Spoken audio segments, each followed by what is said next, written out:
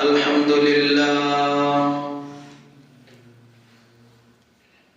الحمد لله الذي جعل الشمس والقمر بحسبان والنجم والشجر يسجدان وفضل زمانا على زمان وإنسانا على إنسان ونشهد أن لا إله إلا الله وحده لا شريك له ونشهد أن محمدا عبده ورسوله أما بعد فقد قال الله سبحانه وتعالى أعوذ بالله من الشيطان الرجيم بسم الله الرحمن الرحيم الذي خلق الموت والحياة ليبلوكم أيكم أحسن عملا وهو العزيز الغفور وقال رسول الله صلى الله عليه وسلم إنما الأعمال بالنيات أو كما قال عليه الصلاة والسلام الحمد لمن قدر خيرا وخبالا والشكر لمن صور حسنا وجمالا والشكر لمن صور حسنا وجمالا فرد صمد عن صفة الخلق بريء رب عزلي خلق الخلق كمالا لا جد ولا ند ولا حد لمولاه الآن كما كان ولم يلق زوالا ميدور ومجبور يا سيد عالم दीदार दिखा दे नहीं आवाज सुना दो قالوا سبحانك لا علم لنا إلا ما علمتنا إنك أنت العليم الحكيم لا إله إلا الله لا إله إلا الله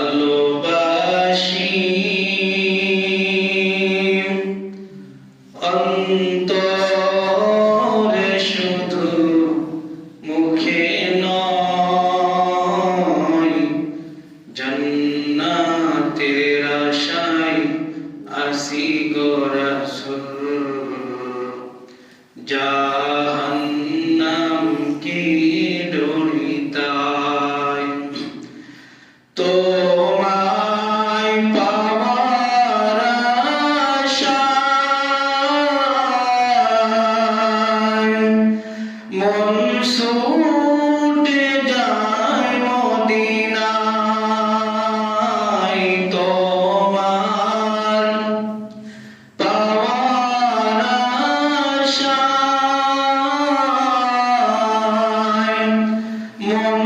ছুটে যাই মদিনায়, এ আশিককে দিদার দাও না,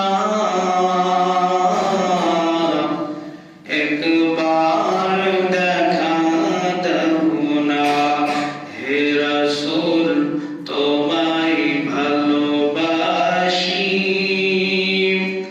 অন্তরে শুধু মুখে নয়, জান্নাতের আশায় আসি গো রাসূল, জাহান্নামকে ডরি তাই। আলহামদুলিল্লাহ, আল্লাহ রাব্বুল আলামিনের দরবারে শুকরিয়া আদায় করছি যে আল্লাহ রাব্বুল আলামিন আমাদেরকে পবিত্র লাইলাতুল নিসফে মিন শাবানে মসজিদে এসে আল্লাহ তাআলার ইবাদত করার তৌফিক দান করলেন। এজন্য সকলে বলি আলহামদুলিল্লাহ।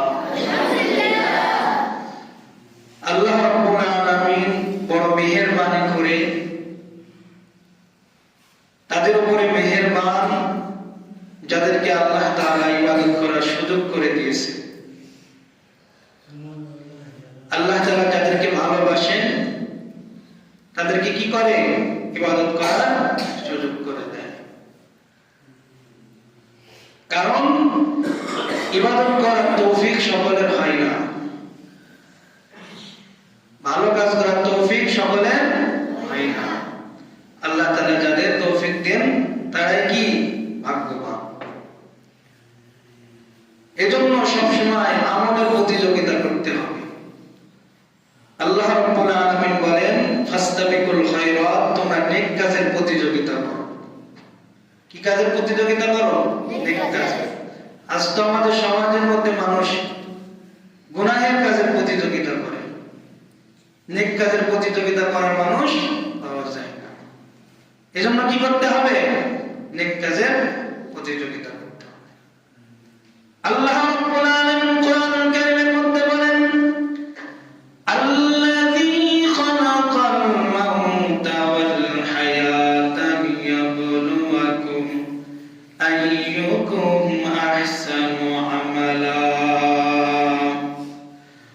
রব্বুল আলামিন तमाम পৃথিবীর মানুষদেরকে জানিয়ে দেন, হে দুনিয়ার মানুষ শোনো, আমি হায়াত এবং মৃত্যু কেন সৃষ্টি করেছি? এ কারণে সৃষ্টি করেছি, এটা দেখার জন্য, তোমাদের মধ্যে কে ভালো আমল করে এটা দেখার জন্য। কি আমল দেখার জন্য? ভালো আমল দেখার। আল্লাহ তাআলা হায়াত এবং মওত দিয়েছে আমাদেরকে, ভালো আমল কি করে এটা দেখবে। ইন্নাল্লাযীনা আমানু ওয়া আমিলুস সালিহাত, যারা নেক কাজ করবে, ঈমান আনার পরে ভালো কাজ করবে, কানাত লাহুম জান্নাতুল ফিরদাউস, তাদের জন্য আল্লাহ রাব্বুল আলামিন নির্ধারণ করে রেখেছে জান্নাতুল ফিরদাউস। জান্নাতুল ফিরদাউস নির্ধারণ করে রেখেছে। আল্লাহ রাব্বুল আলামিন মানুষ সৃষ্টি করার পরে তাদেরকে দুইটি রাস্তা দেখিয়েছেন, ফারিকুম ফিল জান্নাতি ওয়া ফারিকুম ফিস সাঈর। একটা হলো জান্নাতের রাস্তা, আর একটি হলো জাহান্নামের রাস্তা।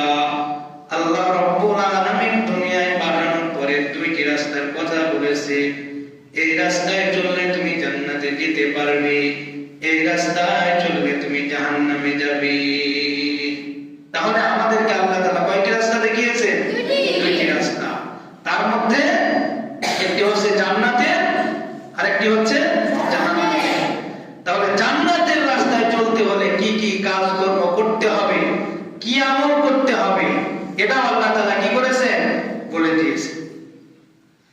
আল্লাহ রাব্বুল আলামিন স্পষ্টভাবে বলে দিয়েছে, এই কাজ করলে তুমি জান্নাতে যেতে পারবা, এটা জান্নাতের পথ। অমুক কাজ করলে তুমি জাহান্নামে যাবা, এই কাজ থেকে আল্লাহ তাআলা বিরত থাকার জন্য বলেছে। এজন্য রাসূল কারীম সাল্লাল্লাহু আলাইহি ওয়াসাল্লামের যারা সাহাবী, তারা ইবাদতের প্রতি কেমন মনোযোগী ছিলেন। নবী যখন সালামের হাদিস বর্ণনা করেছে যে সালাম দিলে এত নেকি এত ফজিলত, সাহাবীরা সালাম দেওয়ার জন্য প্রতিযোগিতা করেছে। কেউ গাছের আড়ালে লুকিয়ে থেকেছে যে আমি আগে সালাম দিব। সাহাবায়ে কেরাম নেক কাজের প্রতিযোগিতা করেছে, কিন্তু আমাদের মধ্যে সালামের প্রতিযোগিতা নাই। আমরা কি করি? অপরজন সালাম দিবে এই আশায়, কিন্তু না, আমাদেরকে কি করতে হবে? নেক কাজের প্রতিযোগিতা করতে হবে, নেক কাজের প্রতিযোগিতা করতে হবে। সাহাবায়ে কেরাম নেক কাজের প্রতিযোগিতা করেছে। রাসূল কারীম সাল্লাল্লাহু আলাইহি ওয়াসাল্লামকে সাহাবায়ে কেরাম পুঙ্খানুপুঙ্খভাবে সাহাবায়ে কেরাম নবীজিকে অনুসরণ করেছে। নবীজি যেভাবে চলতে বলেছেন সাহাবায়ে কেরাম চলেছে। নবীজির জন্য সাহাবীরা জীবন পর্যন্ত বিলিয়ে দিয়েছে। লা ইউমিনু আহাদুকুম হাত্তা আকুনা আহাব্বা ইলাইহি, নবী বলেন ততক্ষণ পর্যন্ত তুমি ঈমানদার হতে পারবে না যতক্ষণ পর্যন্ত তোমার জান থেকে এবং তোমার সবকিছু থেকে নবীজিকে মহব্বত করতে না পারবা। নবীজিকে যতক্ষণ পর্যন্ত নিজের জান থেকে, পিতা মাতা থেকে, মাল সম্পদ থেকে সব থেকে বেশি মহব্বত করতে না পারবো ততক্ষণ পর্যন্ত কি হতে পারবো না? ঈমানদার হতে পারবো না। সাহাবায়ে কেরাম নবীজির জন্য সবটুকু বিলিয়ে দিয়েছে। দুনিয়া মে সদাকত মে তেরা নাম রহেগা,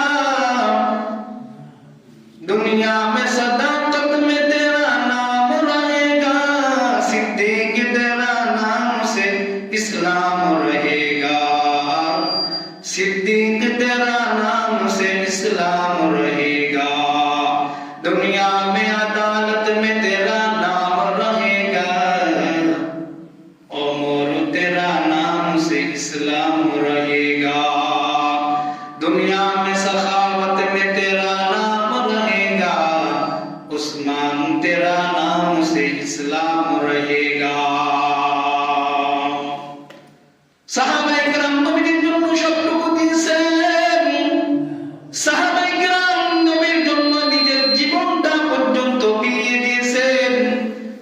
হাদিসের মধ্যে এসেছে নবীজিকে যখন কাফিররা তীর মারার জন্য নিশানা করেছে, সাহাবায়ে কেরাম নিজের বুক পেতে দিয়েছে। তীর এসে সাহাবায়ে কেরামের লেগেছে, সাহাবায়ে নবীজির গায়ে তীর লাগতে দেয় নাই। মদিনার একজন মহিলা সাহাবী, নবীজি যুদ্ধের ময়দানে রওনা হবে এমন এক সময় মহিলা সাহাবী এসে নবীজির কাছে বলেন, ইয়া রাসূলুল্লাহ, ইয়া হাবিবাল্লাহ, যুদ্ধের ময়দানে যাবেন, প্রত্যেক পরিবার থেকে একজন মুজাহিদ যুদ্ধে যাবে এমন ব্যক্তি আপনার কাছে হাজির হয়েছে। ইয়া রাসূলুল্লাহ, ইয়া হাবিবাল্লাহ,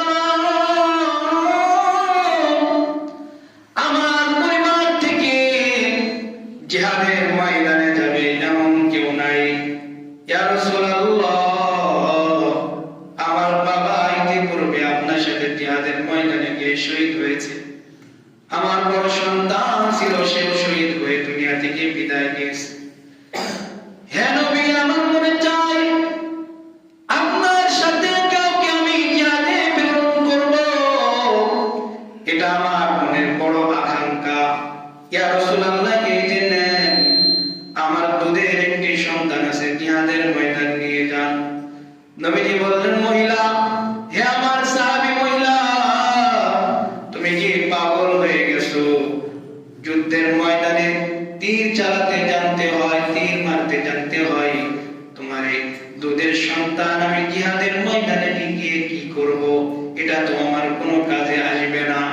মহিলা সাহাবী উত্তর দিলেন, ইয়া রাসূলুল্লাহ, ইয়া হাবিবাল্লাহ, জিহাদের ময়দানে কাফির বেঈমানরা যখন আপনাকে লক্ষ্য করে তীর নিক্ষেপ করবে, তখন আমার এই দুধের সন্তানকে আপনি ওই তীরের সম্মুখে ধরবেন, যাতে করে আপনার শরীরে কাফেরদের ওই তীর নিক্ষিপ্ত না হয়, কাফেরদের ওই তীর যেন আপনার শরীরে আঘাতপ্রাপ্ত না নিয়ে আসে।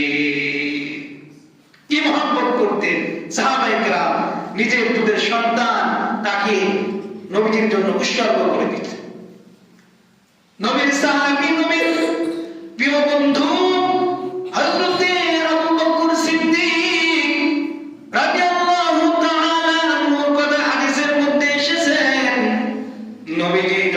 সর্বপ্রথম মক্কা নগরের মধ্যে ইসলামের দাওয়াত দিবেন। ইসলামের দাওয়াত দিবেন, সর্বপ্রথম পুরোহিতদের মধ্যে ইসলাম ধর্ম গ্রহণ করলেন হযরত আবু বকর সিদ্দিক রাদিয়াল্লাহু তাআলা আনহু। ইসলাম ধর্ম গ্রহণ করার পর নবীজি আবু বকরকে নিয়ে দাওয়াতের ময়দানে বের হলেন। মক্কার অলিতে গলিতে বের হলেন মানুষদেরকে জাহান্নাম থেকে জান্নাতের পথে দাওয়াত দেওয়ার জন্য, শিরক থেকে ফেরানোর জন্য, এক খোদার প্রতি মানুষদেরকে দাওয়াত দেওয়ার জন্য আল্লাহর নবী হযরত আবু বকর সিদ্দিক রাদিয়াল্লাহু তাআলা আনহুকে নিয়ে বাইর হলেন। নবীজি এবং হযরত আবু বকর দাওয়াত দেওয়ার জন্য রওনা দিয়েছে। এদিকে কাফির মুশরিকরা প্ল্যান করেছে নবীজিকে এবং আবু বকরকে আক্রমণ করে দুনিয়া থেকে বিদায় করে দিবে। কাফেরের দুষ্ট পোলাপানেরা, কাফেররা সহ নবী সাল্লাল্লাহু আলাইহি ওয়াসাল্লাম এবং হযরত আবু বকরের উপরে আক্রমণ করলো। নবীজির উপরে আক্রমণ, নবীজির উপরে আক্রমণ। খলিফা আবু বকর সিদ্দিক, নবীজির সবথেকে প্রিয় বন্ধু, প্রিয় সাহাবী, হযরতে আবু বকরের উপরে আক্রমণ করলো। মুসলিম কিছু সাহাবী নবীজিকে সেভ করে সুন্দরভাবে নিরাপদ স্থানে নিয়ে চলে গেল। এক পর্যায়ে হযরত আবু বকরকে একা পেল কাফের মুশরিকের দলেরা। আবু বকরের উপরে আক্রমণ শুরু করে দিল। কাফেররা শুধু আবু বকরের মুখের উপরে আক্রমণ করে, মাথার উপরে আক্রমণ করে, ক্ষত বিক্ষত করে, রক্ত বাহির করে হযরত আবু বকরকে সেন্সলেস করে রাস্তার উপরে ফেলায় রাখলো। এক পর্যায়ে কাফেররা বলল, এত আক্রমণ করলে তো আবু বকর মারা যাবে, চল আমরা চলে যাই। আবু বকর রাস্তার মাঝখানে পড়ে থাকলো। এক পর্যায়ে আবু বকরের গোত্রের লোকের কাছে সংবাদ চলে গেল। আবু বকরের গোত্রের লোকের কাছে সংবাদ পৌঁছে গেল, আবু বকরের উপরে আক্রমণ হয়েছে। আবু বকরকে যদি না ওখান থেকে নিয়ে আসো, তাহলে আবু বকর রক্তক্ষরণ হয়ে দুনিয়া থেকে বিদায় নেবে। তার গোত্রের লোকেরা তাকে সুন্দরভাবে তার বাড়িতে নিয়ে আসলো। আসার পরে হযরত আবু বকরের মুখে পানি দিল। কোন রকম হযরত আবু বকরের জ্ঞান ফিরল। জ্ঞান ফেরার পরে হযরত আবু বকর বলে, আমার নবী কই, আমার নবী কোথায়? কারণ আমাকে এবং আমার নবীকে একসাথে কাফেররা আক্রমণ করেছিল।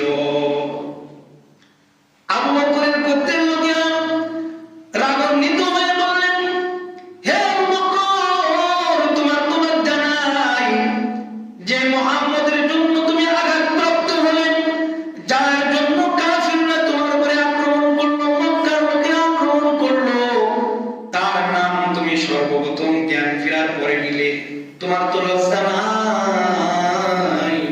এভাবে গোত্রের লোকেরা রাগ করে চলে গেল। যাওয়ার পূর্বে আবু বকরের মাকে বলল, আবু বকরকে ভালো মন্দ খাইয়ে তাকে সুস্থ করো, কারণ এই আবু বকরের শরীর থেকে যেভাবে রক্তক্ষরণ হয়েছে, তাকে যদি ভালো মন্দ না খাওয়ানো হয় তাহলে সে দুনিয়া থেকে বিদায় নেবে, তাকে সুস্থ করো। আবু বকরকে সুস্থ করা হলো। সিদ্দিক আকবর রাদিয়াল্লাহু তাআলা আনহু আবু বকরের মুখে পানি দেয়। আবু বকরের মা খাবার দিতে যায়। হযরত আবু বকর বলে, মা, ও আমার জনম দুঃখিনী মা, আমি ততক্ষণ পর্যন্ত খাবার খাবো না যতক্ষণ পর্যন্ত আমার নবী কোথায় আছে এই সংবাদ না পাবো, আমার নবী কেমন আছে এই সংবাদ আমি না পাবো, ততক্ষণ পর্যন্ত আমি আবু বকর খানা খাইব না। আবু বকরের মা বৃদ্ধ মহিলা বললেন, আবু বকর, মুহাম্মদ কোথায় আছে বাবা, আমি তো কিছু জানি না। আবু বকর বলল, যাও, ওই যে খাত্তাবের মেয়ে ফাতেমা নতুন ইসলাম ধর্ম গ্রহণ করেছে, তার কাছে যাও, সে হয়তো বলতে পারবে মুহাম্মদ রাসূলুল্লাহ কোথায় আছে। আবু বকরের মা খাত্তাবের মেয়ের বাড়ি ফাতেমার কাছে গিয়ে